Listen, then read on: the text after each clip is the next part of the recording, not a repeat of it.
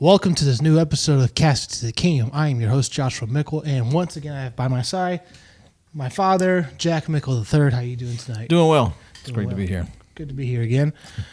And we are not going to waste time with the show because time is constrained today, but not much to talk about today except for two quick things, and then we'll be on our way. So, it was just announced today that one Draymond Green has been slapped on the wrist again with a nurse suspension, but this time it's indefinite, so it could be anywhere between 1 game to 5 games to 25 games. We don't know.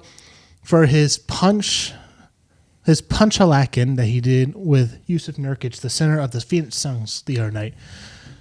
This is not his first stint getting in trouble with the league. Was it the Suns? I thought it was the Bucks. The Pacers. It was the Suns. Suns, okay. It was the Suns. Right. And so now the question is this the final straw for the NBA, the Warriors, all together? Just your quick thoughts on this. What do you think of this suspension? And do you think he is one iota away from being tossed out of the league entirely? Well, I think, first of all, the indefinite suspension, I think, is an awesome part on the NBA and Adam Silver. But I think it's a long time coming. I mean, he's had a whole history dating back to 2016, if not before, of kicking people between in the groin and choking people out, now punching people, and he's never ever once, and unless I'm mistaken, he's never been contrite, he's never been remorseful, and so if you can't start with that as an individual, as a man, then he's got issues. I mean, he's got severe issues. And the indefinite should say, until you've proven to be at least to start baseline, contrite, and remorseful, you're not coming back. And then if he ever earns his way back, I would say Mr. Adam Silver, with a strongly worded memo that cannot be interpreted in any other way, that says you do anything like this one more time, lifetime suspension. Yeah. Done. So I mentioned to you earlier today is that he has that alpha he is an alpha on the court, but there's a difference between what we'll get into with the Tennessee Titans with Will Levis, is that there's a difference between being an alpha on any playing surface, that you are an alpha in what you do in terms of you are a leader amongst men. Clearly Draymond's been a leader, him and Steph Curry, for the past almost 10 years now with the Warriors. But then there's that alpha of being a jerk, being obnoxious, being so contrite in what you are to where you're doing such antics. Like Dylan Brooks, perfect Grizzly example, mini version of Draymond Green, essentially, especially last year, of him having a fetish of kicking and punching dudes in the nuts. Yeah. So, I mean, it sucks for me because he's on my fantasy team. So now I'm looking to trade him away from my fantasy team. We'll see who wants him. But hey, if you're watching, those out there in my Life Church Fantasy Basketball League, he is available if you want him. So, but I think if you're the Golden State Warriors, right? Obviously, he's a talented player. There's no doubt about it. So there's that old double standard that says, well, if you're really, really talented, we're going to put up with things. Yep. And I think Steph Curry, they've gone to him, and I think Steph Curry's don't get rid of him. And I think because of that, because he's talented, they are saying the organization, and even certain individuals, Steph Curry being one, I can put up with that. So they're placing a higher priority over wins, which I can understand. But when it comes to being a human being, sometimes you got to sit there and say, I don't care how good you are. No, we're not going to do that. That's not how we act as a human being, for one, or this organization, So I would hope that the organization is going to come out strongly supporting him, obviously, but supporting the indefinite suspension until such time as he proves himself to be worthy to step back on the court, not as a player, but as a human being. Yeah. The differences between suspension-wise, between what Ja went through last year compared to what he went through. What Ja did was off-court basis, and again, no one was hurt with a whole gun instance. And then the second time he got caught on Instagram sporting some sort of gun-looking thing, he got slapped with a 25-game suspension. Adam Silver said just a few days ago he has the green light. He has met our standards. We see that he has met what we've asked of him to do better off court. He'll be back. He'll be back shortly this upcoming Tuesday, I believe. He'll be back on the court for the Grizzlies. Compared to Draymond, it's slap on the wrist, one game. Just recently, it was 5 games, and now it's indefinite. So,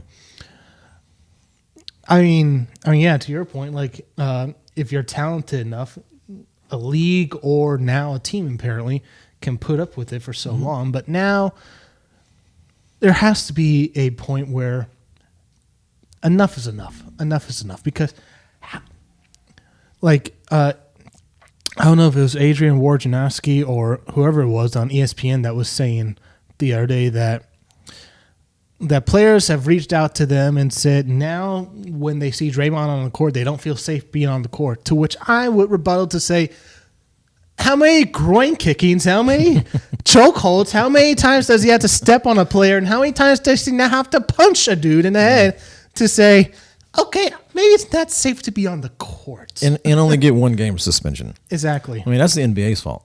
It should have been, okay, 1 time, 1 game. Oh, he punched. Next time, 5 games. He punched Jordan Poole last year in a training camp, which got leaked. Oh, to yeah, TMZ. yeah, I remember that. So there's that instance last year. So I mean, the NBA is in cahoots on this as well. They have blood on their hands too because they have failed to establish, a standard that says we will not accept like a first this. time, like that second, third time fancy slap with 25 games. Or something like that, yeah. I mean, when you start taking a bite, I mean, he's going to lose $150,000 per game that he misses now. If it's over 25 games, it's going to be over 200. It's that, yeah. You start biting into a man's paycheck. Guess what? You find out exactly who he or she is. Yeah, that's the only way to really hurt these folks is to get either the reputation sullied or you dip into their pocketbook. I mean, in a nice chunk because these guys are millionaires. You know what I mean? So. Yeah, and I think he loves playing the game, but I mean, there's a difference between him and Tony Allen. But why would you want to be that kind of guy who does that? What does it take? How did you grow up? Is that how you grew up? Is that how you hung out on the block with playing ball out on the streets and everything? People just beat each other up. Is that how you did in college? I mean, that's not the way we do things. Never mind the endless videos of him barking his head off against the referees where if it was someone else doing that, they'd be thrown out of the game. Oh, yeah. Never mind that. They'll just turn the other way. It's like, oh, who said that? Yeah. So, yeah, Draymond Green suspended indefinitely. And one more thing before we get to the Titans topic with Miami. Sad news that happened over last weekend is that one Frank Wycheck has sadly passed away over the weekend, I believe at 52 years old, if I'm not mistaken. What's your fondest memory for you? What's your fondest memory of him, and how sudden and tragic do you think this is? Well, my fondest memory, I think, is a lot of people's memory, is the Music City Miracle, which, in my mind, is just that was the turning point of going from the Oilers to now the Titans and just experiencing some sort of, we are now an organization to contend with.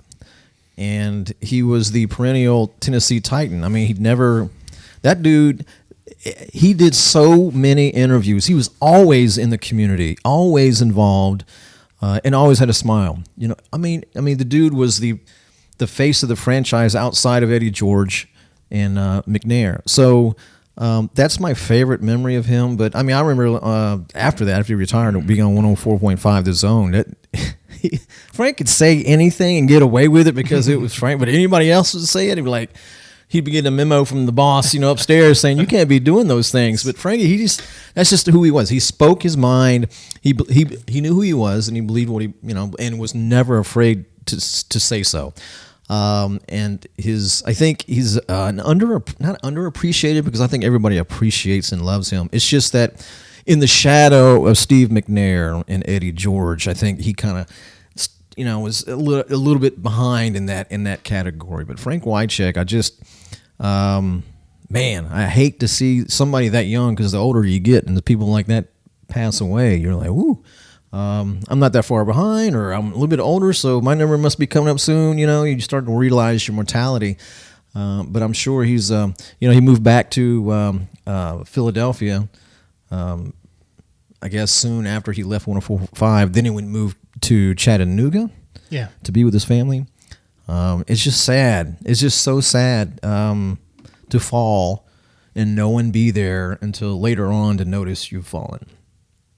So very sad. I mean, I know there's any number of other games that I love Frank Wycheck in, because he was the consummate brute. He didn't care what happened. He was there for the team and was going to get that extra yard, that touchdown. He was just a Tennessee Titan through and through. Yeah, I mean, for me growing up, obviously being super young when he was in his heyday with the Titans, is always love hearing him being a co-host with Mike Keith. It was always fun to hear from. The transition between him and who is now with Mike Keith, I forget his name. Who's the current one? Right, Coach Dave McGinnis, I think. Yeah, between Wycheck and McGinnis, it felt odd. It felt like that oddness of like, here's a sprout young guy, and we're going towards an older guy. It's like it's like we just took a big age jump with co-hosts here, but yeah, the Music City Miracle is obviously going to be the one first thing that folks go to, because he's the one that threw the lateral. Yes, Bills, it was a lateral. Not a forward pass. Yes, Chiefs, his foot was on the line. It was offsides. So, folks are gonna be. That's gonna be the first thing they look to is him making that backwards pass to what you said, making that like cementing Tennessee, the Titans, as a franchise that Nashville can call their own. And a franchise that since that point up to 2003, before 2004 happened, was all those years of contention. That they came close versus the Raiders, but not quite. They lost to the Patriots in the divisional round the following year in 2000 for the 2003 season. Right. And then after that, it just through injuries or whatnot, it just nosedived in the 2004s and 5s. 7-9. So July 9th, Jeff Fisher Day. Got it. But if you look at the pass that he did on Music City Miracles, I mean, if you really study it in slow motion, dude was rolling out to his right and had a Buffalo Bill coming in, a special teamer in his face, and he was going backwards, a fadeaway throw. Yeah. Right? Which was a lateral, but still a fade that made it to Kevin Dyson. Was it Dyson? It was Dyson, yeah, right? It was Dyson. I mean, just to make that throw as a tight end, a big lug, to do something like that was physically amazing. In the moment, it was physically amazing. Yeah, for how close it was to hitting the ground, and just like a millisecond if it did hit the ground. Would Kevin Dyson been tackled closer? Or, I mean, that's all hindsight with physics.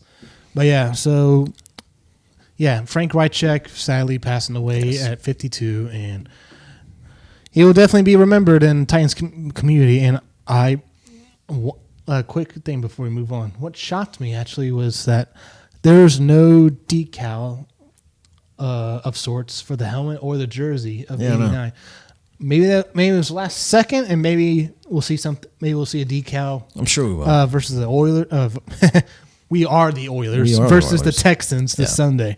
So maybe we'll see a change in that. But outside of that, I haven't heard anything or seen anything. Well, I'm sure they're doing something special. Yeah.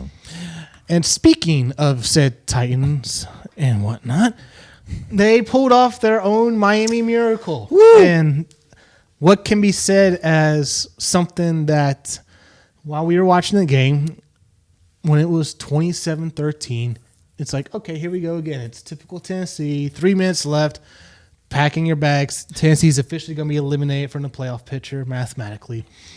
And then one Will Levis decided to show up and said, not on my watch. And for some reason, he just refuses to go down without a fight. Mm-hmm. Even though for the greater good of our team, we need to lose. That was a roller. That was such a roller coaster. It was 13-13, right? 13 all going into the, I guess, fourth quarter. It was fourth quarter, yeah. And so I was never expecting the Titans to win, ever. I was fully on board the bandwagon of saying Miami was going to go probably win this game. I think I said it was going to be like 31-16. So that was my score, or prediction, I should say. Because, hey, we lose. Yeah, it sucks. I'd rather lose because the defense wasn't up to par than the offense, not at least Will Levis not being up to par. And I was not a Will Levis fan. Not because I'm a Vols fan, it has nothing to do with it. I didn't think he'd have the moxie.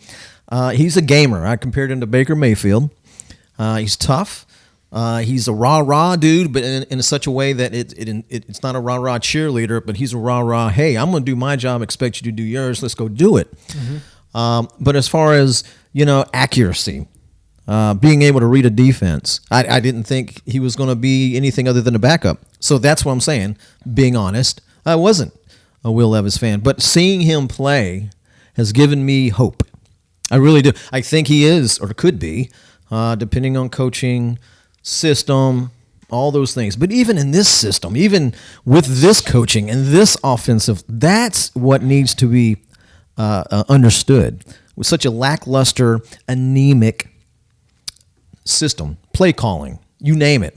Offensive line that is a bunch of scrambled eggs and Swiss cheese, and yet he's able to go out there and do the things. Now, he's not lighting the world on fire, but he is electric, just like Tajay Spears. I mean, electric. And it gives you hope moving into the future. These young men that hopefully will be so successful, they'll be with the team for 10, 15, 20, I don't know, maybe not 20 years for running back, but a quarterback maybe, right? And so, yeah, they go up 27-13. I'm thinking, okay, it sucks that it happened because it was boneheaded mistakes. After the muffed punt. I hate that. After the Derrick Henry. I put that on Derrick Henry he had two hands on the ball, catch the toss, and I put that on Tim Kelly for, once again, how many times do we have to say this as Titan fans? Toss plays to Henry. Always fail. One way or another, they somehow fail with either the defense is right there saying, oh, hello, Mr. Henry, tackle for loss, or like no gain, or what we just saw Monday night, oops, there's the turnover right there. Right. Yeah. So 27-13. All right. I was close. When I say 31-16, I'm thinking, all right, because once we hit 13 to 16 points, it's like the football gods say, yeah, that's it. That's all you are able to score, Tennessee, for the last year and a half. Seemingly. You've met your quota of 13, 16, you can't score points. any more than that. Yeah, that's not allowed, right? I thought the game was over. So, I just want to touch base with Will Levis with you one more time. Is that what did you see, like compared to how he was coming out of college? What have you seen from him since the Atlanta game? Have surprised you the most? I would say, has he finally said? I mean, has his performances finally said to you, a skeptic of him, to put it lightly, that he is definitely your franchise quarterback that you could build around for at least the 4 years we have him for his rookie contract? So the thing that stood up for me from his college years until now, while he's been playing, is one, accuracy. That was the knock on him last year.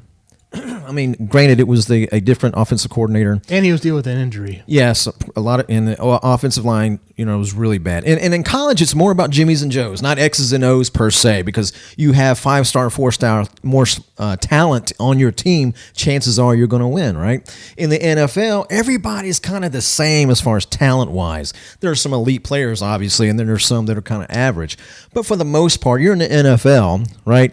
You're talented. You've earned that spot. So X's and O's becomes more important than it was in college, right? I never saw him put a team on his back in college and say, hey, ride me to victory. I got you. But I have seen that in 2 games, Atlanta and on Monday night. Now, granted, he I think had a better game plan, better O-line, better secondary, and a better pass rush that seemed to just completely disappear for about 4 weeks. Had that been better, then I think he could be better himself. But I can tell you this. Somebody said that he's a sub-average quarterback, a below-average quarterback. Absolutely. It was another YouTube video I was watching, and I'm like, have you not seen what he's there's absolutely no way you can look at what he's done and say he's a below-average quarterback. Maybe coming out of college you could have said that, but not now. Because Ryan Tannehill could have never won the games that we won. Now, maybe Atlanta. He would have maybe. I said maybe, but not Miami. Absolutely, everything has got to go perfect for Ryan Tannehill in order for him to be a successful quarterback. And if everything's going well, then he's your quarterback. But when the proverbial stuff hits the fan, I want this guy now. I mean, at least after what I've seen. Now, maybe next year he falls on his face. Maybe he throws 8,000 interceptions, right? I don't know. But right now, what I've seen gives me hope because I believe now, not only, but he's throwing not just with accuracy, but with touch. I mean, the Miami game, there was like 3 or 4 plays. It wasn't a hard throw, but it was right on the in stride, right over the top, into the hand. I mean, I didn't know he had that. I mean, I honestly didn't. Maybe he's being coached up. I don't know. But I did notice that once we went pass first, not run first, that's when he shined. Yes. If Tennessee says, let's pass to set up the run instead of run to set up the pass, hey, Will Levis can take you places. And that's where the NFL is now anyway. Yeah. You don't running the ball is so 1985 right now. You need to be successful in the run, right? Yeah. You need to chew clock, especially in December, January, especially outdoors. You want to control the clock. I understand that. But you can also do that with a pass. You know, short passes, the West Coast offense kind of style. You don't need a 2,000-yard rusher. Nice to have, but you don't need it. You need an offensive line and a quarterback who can execute it, right? And obviously some offensive weapons. Long story short, number 8's getting it done, right? Tajay Spears, number 32, getting it done. Yeah. Number 22, not getting it done because we're stuck in that rut of he's my workhorse, so they're trying to force a round peg in a square hole. You can't do that. Not with this team and not with these coaches. You can't do it. You can't. And it's proven. Look at his stats. Look at just the sniff test, the eyeball test. It ain't working. It seemed like every time he touched the ball, defenders like, oh, hello there. Yeah. Well, I've noticed he's got dead legs. He runs or steps to the line of scrimmage, and then he just kind of... A defender's waiting for him then. I know, but he's not running violently. The outside runs, it looks like he's taking it in strides. Maybe on a few plays he did in Miami. Miami. But by and large, he's reverting back to his 2018 style where he just was not running well at all. And then Eddie George came and knocking and said, here's what you need to do. And something changed in him. It clicked. And he started running with like a violence. He's not, to me, he doesn't look like not that he doesn't have the talent. I just don't think that he's running like he used to. And I think it's a mental thing. I don't think it's a physical thing. I really do. So that's why, and I think you said having him is a blessing because he's the king, right? We haven't seen a running back like him since arguably Earl Campbell. No. He's a difference maker, probably a Hall of Famer. Got it. But he's also a curse in a sense with the way we're using him, right? With this particular team. Now, if he went to another team that had an offensive line that was dynamite, hey, you might have yourself a Super Bowl winner there. But not with this team. And that's unfortunate for him because I believe he deserves a championship. I mean, I really do. You know. So ever since the Atlanta game, I should say, on the field since the Atlanta game, but actually when famously he went unpicked in the first round, sitting there in that green room, nothing happened for him. He says, I'll just go home for day 2. His reaction to getting drafted by the Titans was just... should show you, like, from that moment to where he has done since the Atlanta game, that kind of like Tony Allen isms, like in terms of like being hyped for your team on full display, shows. And that's one thing Tennessee has not have at quarterback in a long time, if ever. Like, I don't know if Stephen A was ever that kind of a guy, or if Warren Moon was that kind of a guy, but we've never had a quarterback with this kind of moxie, that dog in his system, as we say nowadays. He is it. Like, from all the way up from the beginning of the third quarter to about 3 minutes left in the game, he was underutilized. Our play calling was putrid and pathetic. And then with 3 minutes left, down 2 touchdowns. Will, go throw. Just no huddle. You do the play calling. You go throw us, and maybe we somehow win the game. Maybe keep it closer. I don't know, but look at those 2 drives that he was on. Pass first, no huddle, sprinkling some runs with Tajay Spears, which were dynamite in and of itself. I can't wait to see what he does next year as a running back, one, and maybe get some more muscle on him. But yeah, Will Levis is it. He is it. He is your at least next year. Give him a better O-line. Give him some better receivers. Treylon Burks he's a ghost. Treylon Burks is a flat-out ghost. He is nowhere to be found. He has 1 catch. Congratulations. Oh, chick, you didn't drop a ball. Congratulations once again. You didn't drop another ball for another game. But Burks is a ghost. Yeah, yeah. What has happened? What's happened with him? Well, what I've read, and I'm no expert. I'm just, I stayed at a Holiday Inn last night, so I am an expert in that. Man, that was a joke. That's no commercial. Maybe you don't remember. But the thought process on him, Treylon Burks, was that he's a one-trick pony. He doesn't run route trees well.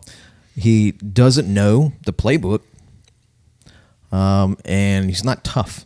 He's not tough. No. And speaking of tough, Steve McNair was that dog that he had moxie, but he was more.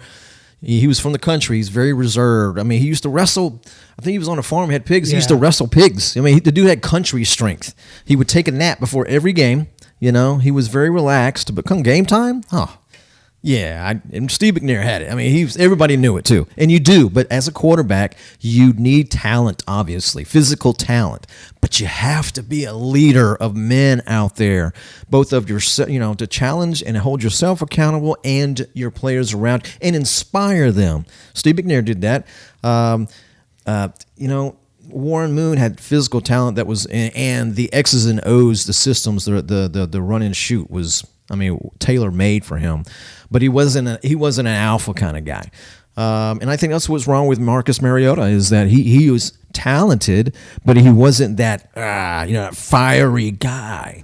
And I think which was a knock on him when between him and Jameis Winston were coming out of college. Yeah, Jameis Winston, he was an alpha, but he sucked. He couldn't read a defense. He threw 30 touchdowns and 30 interceptions in a year. Come on, man. I got it. If you're going to take a shot, take your shot, but minimize the interceptions as much as possible. He didn't do that, and I don't think he could read defenses, to tell you the truth. Will show me he can, at least in this short amount of time that we've had. Now, he could fall on his face later on, but what I've seen, I like that. Treylon Burks, man, he'd be a good number 4 receiver. Right now, that's it. I know it sucks. He's our first-round guy to replace A.J. Brown, but you got to cut your losses somewhere, sometime. 9 receptions all year. Hey. Yeesh. You can blame some of that on the scheme, but most of it, I think, is on Treylon. I think he doesn't have a work ethic. I really don't think so.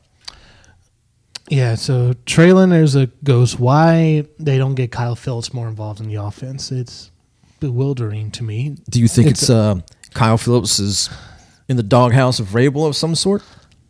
I don't know. You got DeAndre, Chris Moore, and NWI as wide receivers 1, 2, and 3.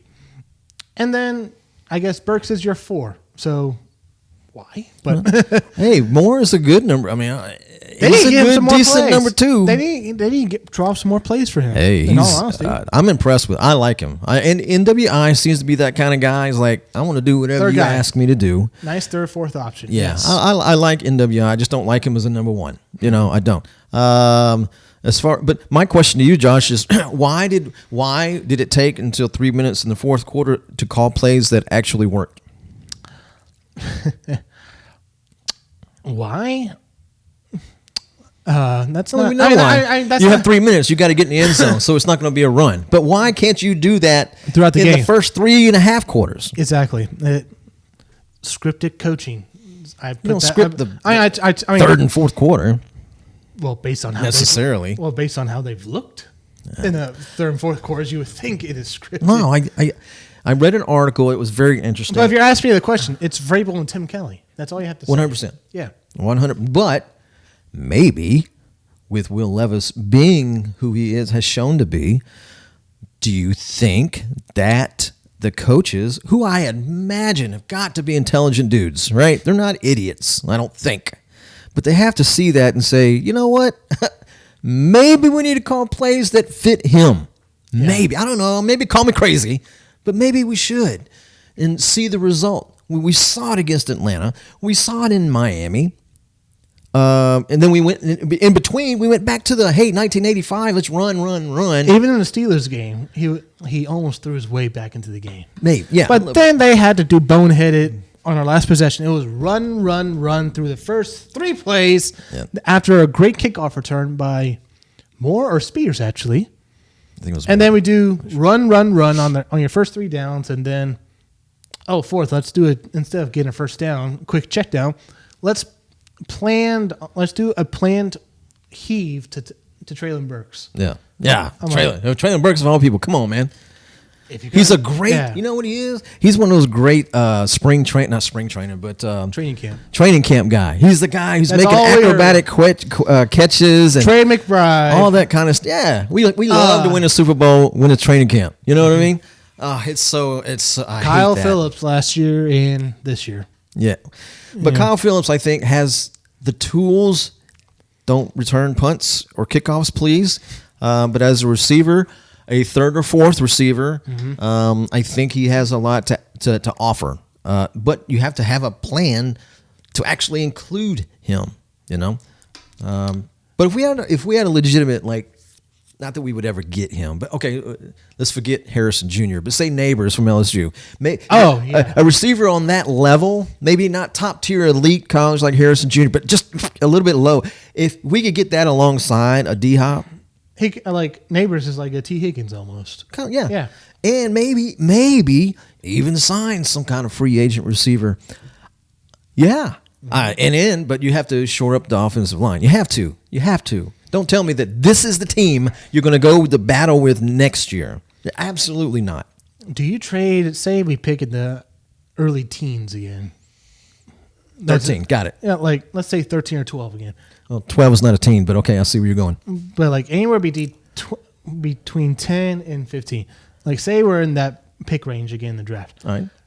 Do you think we should trade next year's first to hop into the top 5 to get the O-lineman? At this point, why not?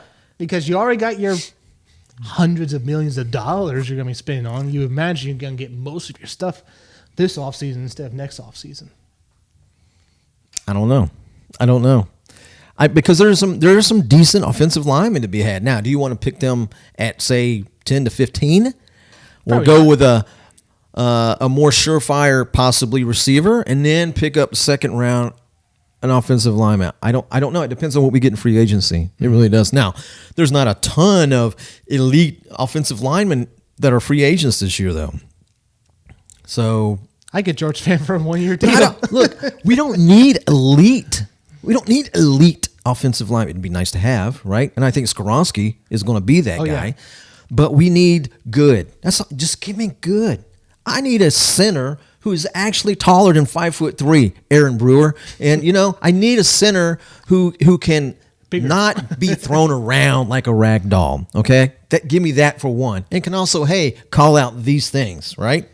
I need a left tackle. And I do need an elite left tackle. I do, right? And that's the trade I was pitching you about. I know. I got it. Mm-hmm. But I don't know that I want to mortgage my next year's first round for it. But anyway, but I need good – Skoronski is, I'm going to say it. Skoronski is going to be an elite left guard. Yeah.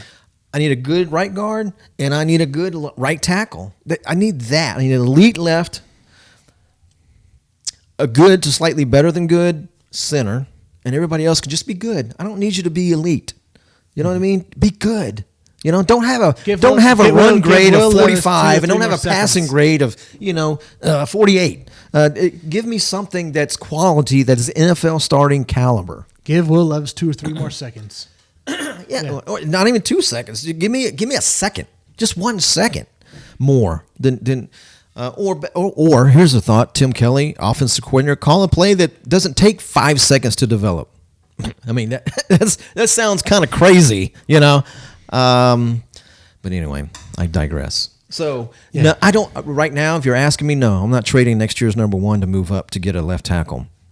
So what? So, Because you look at it, the tackles that came out this year, the offensive lineman, I should say, Skoronski, and we got him at 11, right? Yeah. Statistically, as far as allowing quarterback pressures and sacks, he's the best. He's top tier. Yeah. So I don't know that I want to reach up to get those left. Now the talent now may be a lot better than it was last year. I got it. I understand. Every year is different, but I don't like mortgaging my future for something that is not a sure thing. Mm-hmm. You know, if I'm going to get a Peyton Manning, I'll mortgage the future. If I'm going to get a John Elway, a quarterback, yes, 100%. If you think one of these top three left tackles, JC, Alt, or Alu from Penn State, yeah. If you think one of those three guys is it that can be there for 10, 12 years for you, why wouldn't you? I'm not saying you wouldn't. I'm saying I said did if I knew, yes. Jack Conklin, he's one of those good guys. Yeah, I don't think Jack Conklin is elite. I don't. He's good. He's better than what we got right now. He's 10 times better than what we have. We've got a bunch of JUCO guys out there trying to protect Levis. I just and I know they're trying. I got it. And again, I say that everybody in the NFL is talented because they've earned a roster spot. But gee whiz, man, I don't know how in the world. Why did we get ourselves in this position that we are dipping so low in a talent barrel to get these guys on the offensive line? Some would say, and rightfully so, would say it's because of J. Rob Slut and Isaiah Wilson. Yeah. In a pandemic year, mind you. But had that not been a bust as it was, right? A whole bunch of things would have been solved at right tackle right there. Or if you can move into left tackle. But it is what it is. And then next year we draft Dylan Radins in the second round. So that's didn't work out. That's 2 picks. I love the false start. Oh yeah, speaking of which, how many times is it now to the point where it's like, come collect your false start, ticket? That's what Vegas needs. How many false starts will Dylan Radins have? What's the over under? 2.5 false starts per game for Dylan Radins, and that's at home too. I mean, he does it at home and away. He knows the snap count. What the heck is going on in his mind? I put that on coaching. The stadium, at least from how we were hearing it from home, hardly any noise. Oh, I know. So how do you get snap count on the road wrong when it's not loud? The audience is bored. It's 13-13 or it's whatever low score it was. Yeah. It wasn't in the high 20s. I don't know. It's not like you went to a different quarterback. It's not like you went to it from a different quarterback who has a different rhythm, a different cadence, which can affect your come off the ball. You've had Will Levis. You've worked with him. You've had practice with him. So that should not be the issue. It could be coaching because we have JUCO head coaches or JUCO coaches coaching our offensive line now. It could be coaching. I'm not a fan of our coaching at all. And that's another thing. Everybody's preaching Mike Vrabel now. Mike Vrabel's the savior of Nashville all of a sudden again. I don't know why. Did he do a good job? Did he do a good job in the fourth quarter calling the 2-point play? Yes, absolutely. But I think a lot of other people would have made that same call, hopefully. However, he still did 3.5 quarters of 1985 play calling. Now, Tim Kelly's the offensive coordinator, but he follows Vrabel's lead. He's Vrabel's mouthpiece, yes. And Vrabel's a defensive guy, and he was horrible at coaching X's and O's. Yep. We've already had this discussion about him. Yes. So anyway, I'm not saying I think that if things can go well, if we can get the right pieces in place, yes, I love Mike Vrabel. But don't ever tell me that he's the reason we won. He's not. We won in spite of. Mm-hmm. I really do.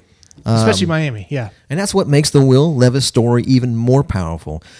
Bad offensive line, questionable play calling, in a hostile environment, late in the game. We've made boneheaded plays. He's thrown an interception for a touchdown. He's fumbled the ball. Horrible play call again. Most rookies especially would have folded. A lot of veterans who were quality quarterbacks would have folded. He didn't. And in spite of all that ball of crap, Will Levis put the team on his back and succeeded. And so I'm like, whew. In spite of all that, imagine if he didn't have to deal with boneheaded coaches, a bad offensive line, right? Go. Yeah, up we go. Bro, we wouldn't be 5-8 right now. I can tell you that. Oh, definitely. But yeah, one last thing before we wrap this this episode up. It has been reported by Tom Cahan or Cahorn, whatever his name is, Boston Insider, that it was determined in Germany that no matter what happens the rest of the year, they're going to part ways with Bill Belichick. Yeah, I read that. So, with that being said, you the average Joe, you hear that, and then you compound that with earlier rumors from Boston, from the Boston Globe, that Robert Kraft has his eyes on Mike Vrabel to be the heir apparent head coach for the Patriots. You, the average Joe, you call in to one of our Nashville radios, and what do you say to them if you're prompted the question, should you trade Vrabel, and they have the mindset of, no, we shouldn't trade Vrabel? Convince me as a Nashville radio host, Buck Rising. Say I'm Buck Rising, and I have the belief that the players, they believe in the coach. The coaching's not the issue. The players are the issue. And then I have to deal with these rumors of Mike Vrabel might be traded. Where have we heard this before? Jeff Fisher might be going back to USC, which never happened. Mike Munchak, he was supposed to go back to Penn State, never happened. Yeah. And now we hear me pretend to be Buck Rising for a minute. So my argument is to convince you that he's going to Boston or going to New England. Why he should be going to Boston. Why he should be going to New England. So that's my argument. Because regardless if I don't believe it, that's my argument. And Buck Rising has the belief, and if you listen to his radio show, is that Vrabel is the last of your concerns. Feels like debate class all over. Okay. Vrabel's the last of our concerns, and that we need a better roster before we judge that. Okay. I would say history has proven otherwise. We had Mike Mularkey, not a fantastic elite head coach by any stretch of the imagination, but never had a lose. I don't think did he have. I think he he did have a losing season with us. We went to the playoffs, beat KC in KC, but he was still fired. Why? Because he wouldn't change his 1985 coaching philosophy. Get with it now, because we had Mariota. We didn't want to waste it. We already had Ken Wisenhunt. Oh my gosh, right?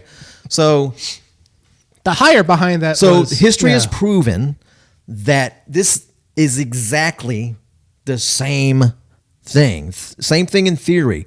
Head coach, stubborn, hiring whoever he wants that are his buddies, and regardless of result, refuses to change. He had to fire Craig Aukerman because our star, arguably our best player on the team, was injured for the rest of the year. Thank God it wasn't out of football altogether, right? I mean, for the rest of his career. Mm-hmm. Oh, Lord. So you had to fire him. I don't think he wanted to fire him. I think Amy Adams came up to him and said, hey, hey. It's either him or you. You choose, right? So there's that. There's the malarkey thing. And then just like we just covered, today's NFL, with all the rules that have been imposed, is to further advance scoring. The NFL does not want an elite defense holding you or any other team, right, and winning games by a score of 13-10. They don't want that. They want 27-35. They want 45-42. They want scoring. That's why you can't touch a quarterback. That's why all these the OPI or DPIs and all that stuff come into effect. The way you block, there's no. I mean, you can only engage a certain way. Cornerbacks can't engage linemen now. Go below the knees, and you're 185 and a lineman's 300. What are you going to do? You're not going to affect that block very well.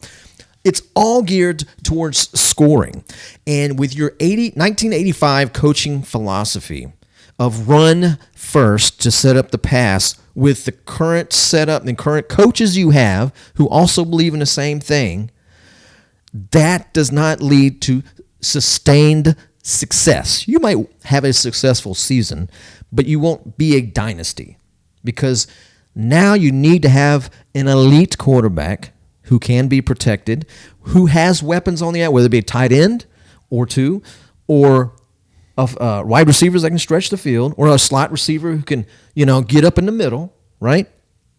Those kind of guys, you have to have that. You have to pass the ball. Now, you can pass it, set up the run. Great, fantastic. But let me ask you this. How many 2,000-yard rushers have actually won a Super Bowl?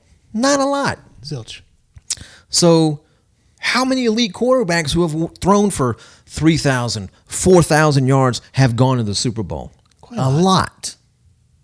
How many of those teams were coached by offensive-minded head coaches? Quite a few of them. Quite a majority, yeah. The majority, one would think. Not to say a defensive head coach, because a defensive-minded head coach can be successful if he has the internal to look inside him and say, my ego's not so big that I can't go John out Harbaugh. and Perfect hire. example. Yeah, John Harbaugh's great. He knows. Special I'm not teams an guy. offensive guy. I need the best I can get. Yeah, offense and defense. But if it's, defense is kind of a little weak, I can step in, right? The bad thing about that is that if you're good on offense, they're going somewhere else. Green Bay head coach, Packers hired, got our offense, Matt LaFleur, and then all of a sudden Atlanta came calling on Smith. So then you're a defensive guy. You can't coach offense, so now you got to hire somebody else, right? That's why he hires from within, because it's easier. All for the name of continuity. Don't want to change the plays of the names of the call. That's why, or the names of the plays. That's why everybody else, and who said it? Somebody said it from an opposing team. I knew exactly every play they were going to do, and I told my team this. A.J. Brown before the Eagles game. Yep. But it was so predictable, and you don't change, you don't adapt after at least halftime or something. So Buck Rising, Mike Mularkey, stubbornness to refuse to change and hire elite. The standard should be elite. The standard should be winning the Super Bowl every year. Standard, it should not be, I'm going to hire my friends who I think are good, who have shown me to be good in junior college. No, you've got to be good now. Get a Slowick in here. Hire a Slowick. Hire the guy from Detroit. Somebody who has proven to actually take an offense and be creative with it and run with it. You know what I mean? And that's and by the way, just because you're a defensive head coach, he thought he was so awesome at it in 2019, took over after halftime from Dean Pease. And what did our defense do? They crashed and burned. We lost. All because his ego is that big. So that's another reason he should go. And to which I would say, what do you think about the players coming out and defending him? Players look. I heard somebody say that winning is the ultimate. Because me, Buck Rice, and I would say to you in a rebuttal to say, did you not see how the players rallied around Mike Vrabel? Because there are many times throughout that Miami game where it got so disjointed to where any team could fall apart, but they did not fall apart, and you have to put some of that on the coaching. Do you not agree? No, I don't. And here's the reason why. Because players are professional. They weren't responding to Mike Vrabel. They were responding to Will Levis, period. So if you're saying if there was another head coach, those professionals would say, I don't want to play for this dude. I mean, you have that. Josh McDaniels was one. The Raiders didn't like him.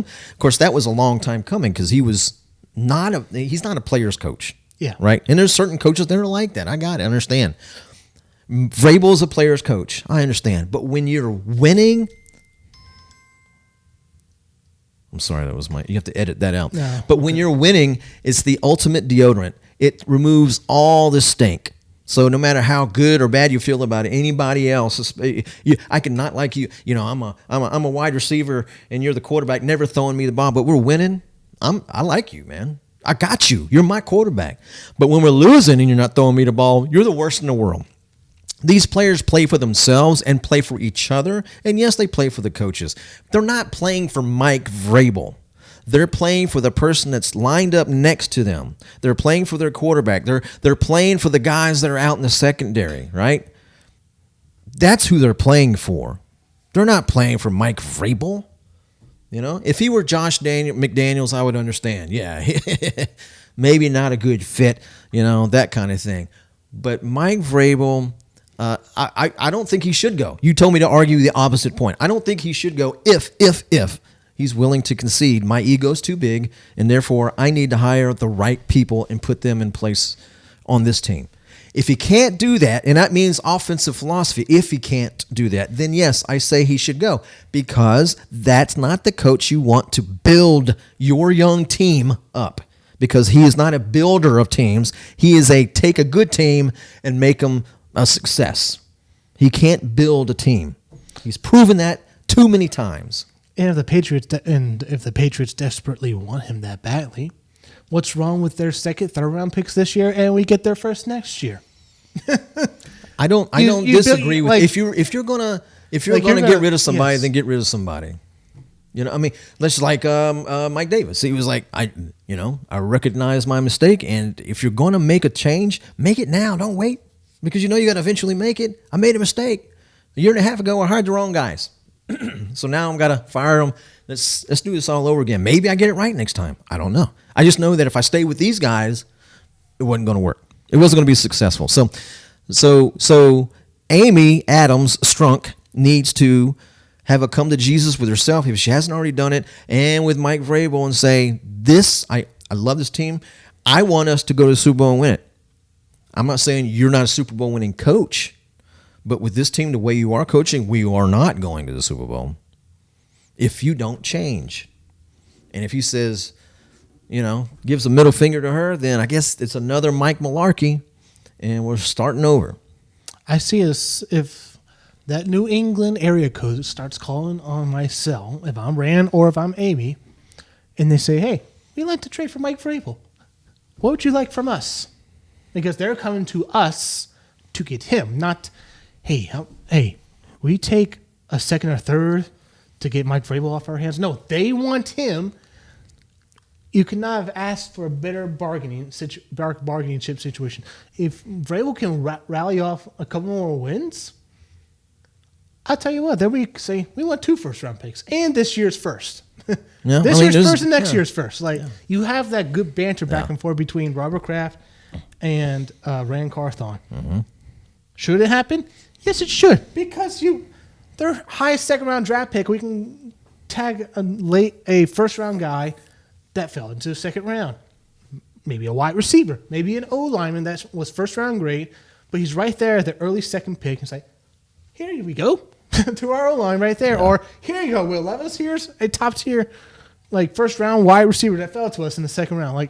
There's so many things you could do in a Mike Vrabel trade that would benefit us, because, it seems like Vrabel, for all instances on the sidelines, or if at all with players in the locker room, is that, especially post-game versus the Dolphins, you see Will Levis going up to Vrabel is give him quick shake, hug, move along.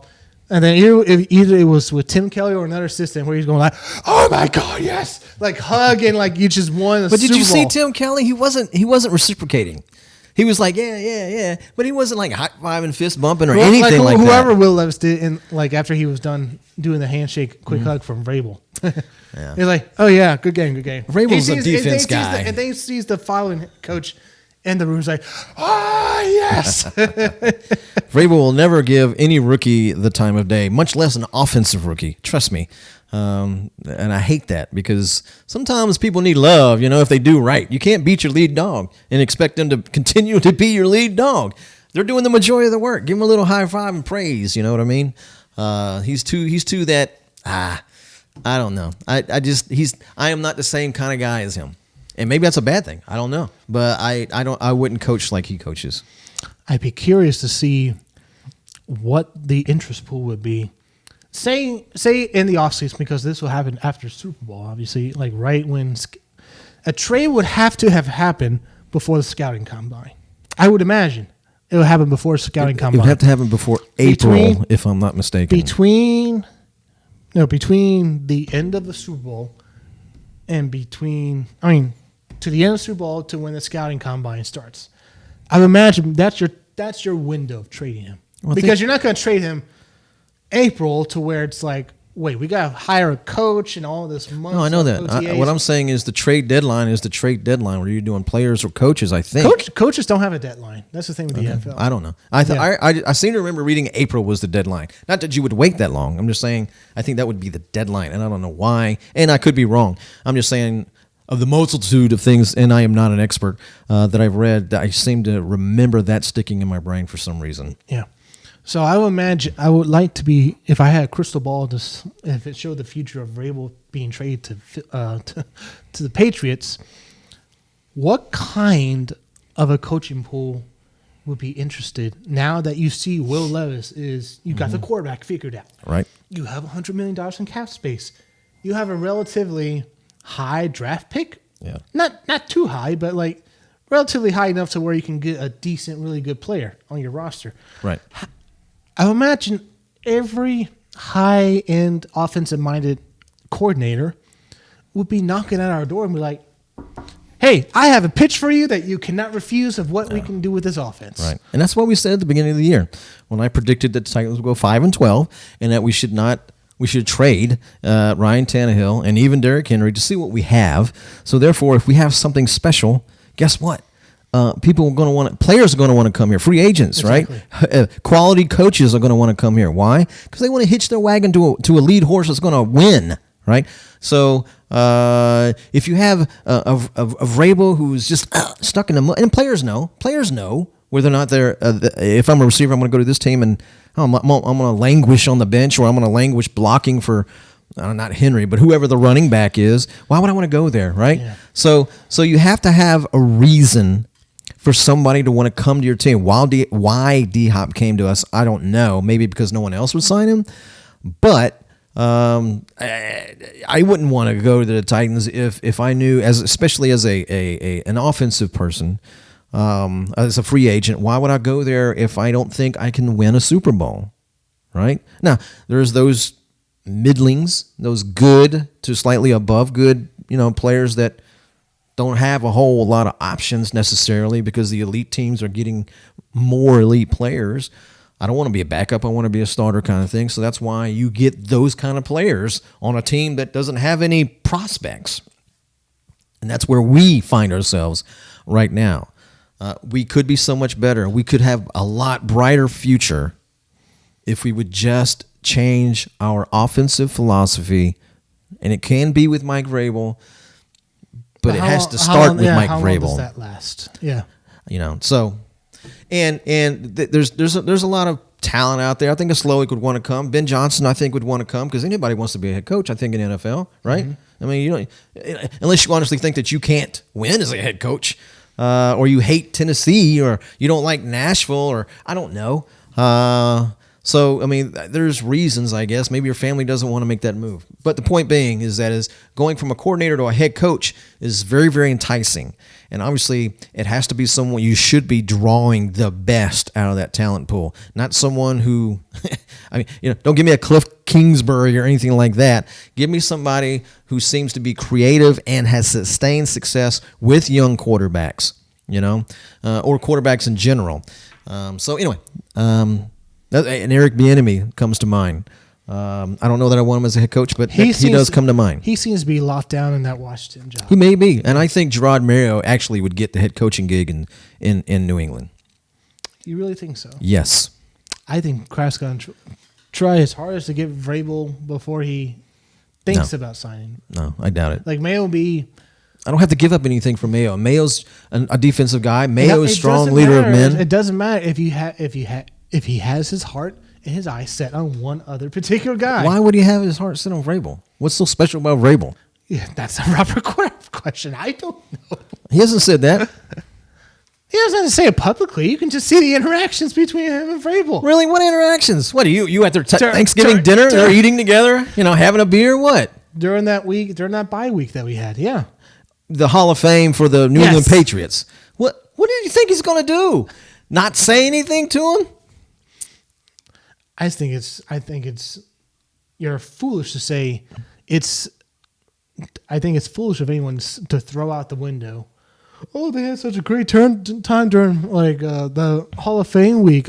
Of course, Vrabel's going to be happy. Of course, Robert Kraft's going to be happy. Of course. You cannot convince me behind closed doors to where Robert Kraft says, like, hey, how you doing in Tennessee? Is it all well for you?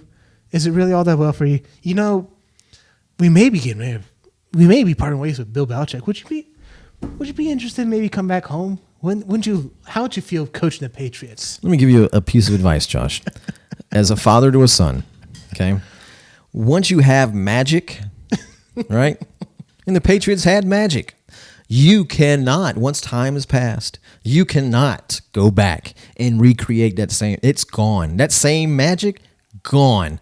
Time and time again. That's why you can't go back in time and relive your high school days. You know, when I was a quarterback and we were winning championships and going to the prom and blah, blah, blah. Didn't have a bill to pay and had my 69 Camaro. No, you can't go back and recapture that. Why? Because once it's gone, it's gone. So reaching back into the time machine to grab a Vrabel to have, 7 or 8 more Super Bowls, not going to happen. Probably not, yeah.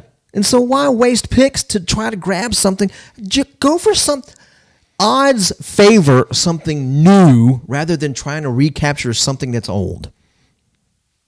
I can't explain because, hey, if your heart is set on one particular thing, then your heart's set on it. I don't think Kraft is that stupid. I don't think he's that dumb. I don't.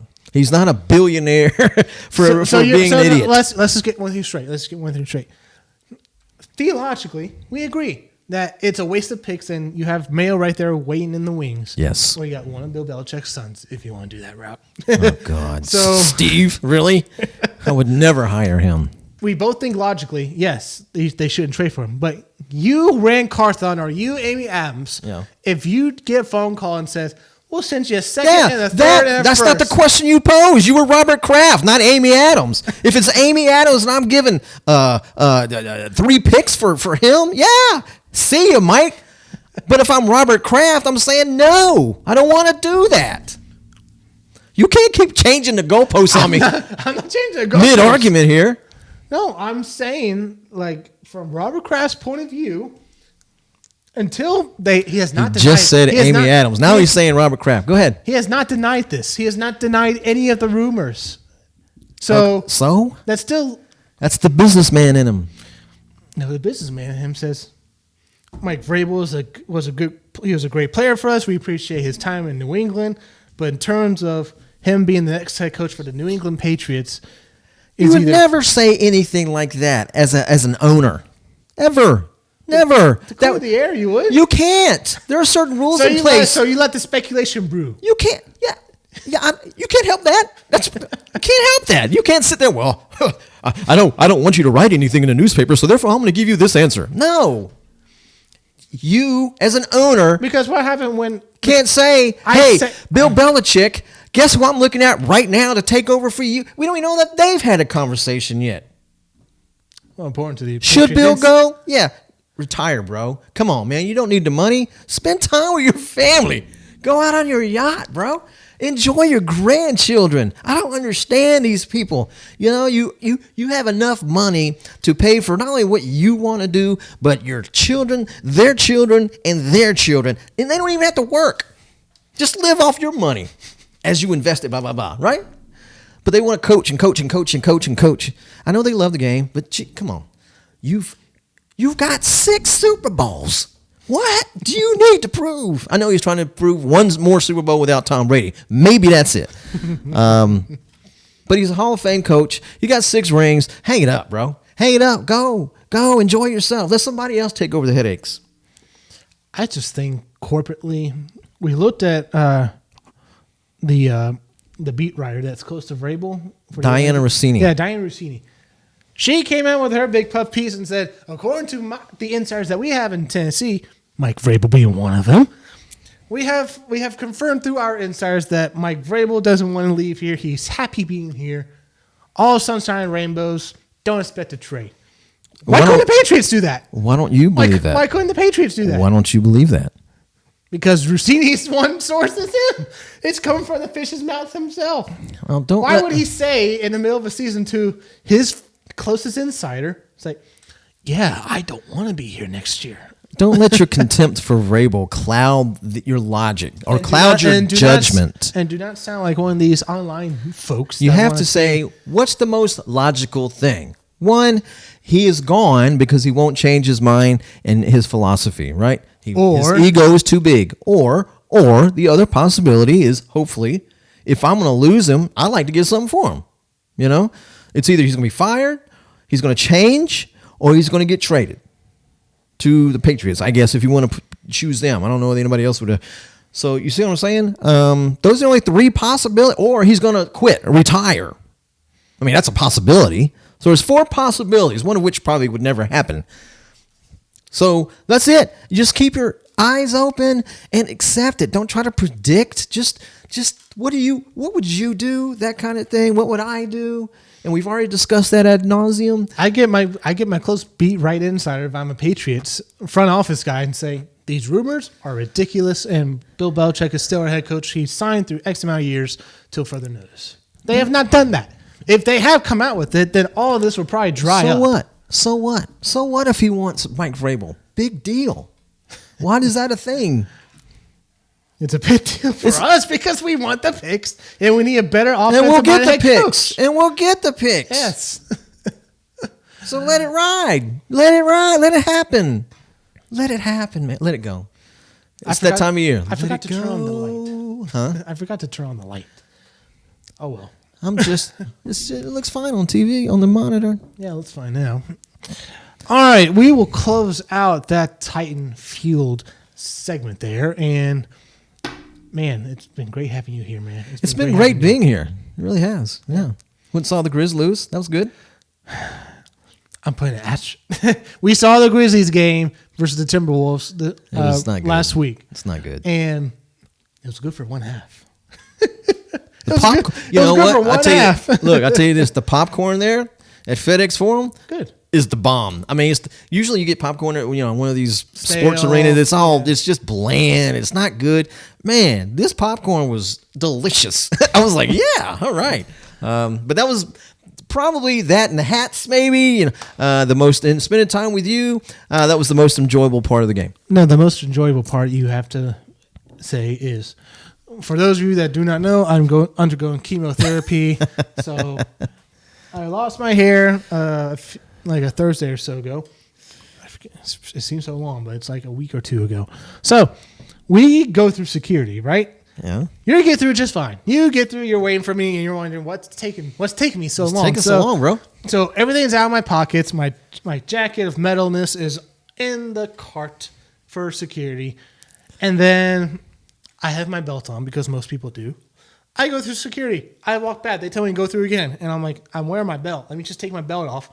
And then it beeps for me once more. And I'm like, oh, you know what? Maybe it's the Portacat that I have inside my body that's setting this thing off. So now I know what Hugh Jackman, Wolverine, feels I now know what Logan feels like when he's going through security. The security. Walk through security monitor. Yeah. It's like, I'll take pat downs, please. Yeah. I have to take pat downs or else this thing's going to keep buzzing on me. Yeah. Anyway. That was the highlight for me, was the security. But that's nice. Asterisks on the loss because John Morant's not playing. Steven Adams This is not a Grizzlies discussion. This is not a Grizzlies. This is a quick Grizzlies. No. Hey, you're wearing the attire. No.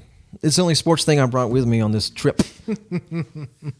You could ask to wear a No, I don't want to wear clothes. I don't like to wear anything that anyone else has touched. Or wore, I should say. Really? Yes, really. So why don't you just give me back your hats that I stole from you then? Which one? What? Which one? No. That's Christmas one. That's another discussion. You can have the Christmas one now. You can have it. Oh, thank you. You're welcome. Oh, I should have wore that. I got my Bah Humbug Santa hat. I should have wore that. Anyway. All right, we'll close it out there. My name is Joshua Mickle. This is my father, Jack Mickle. Jack Mickle. As always, keep kicking it to the king. Hey, that's a good one.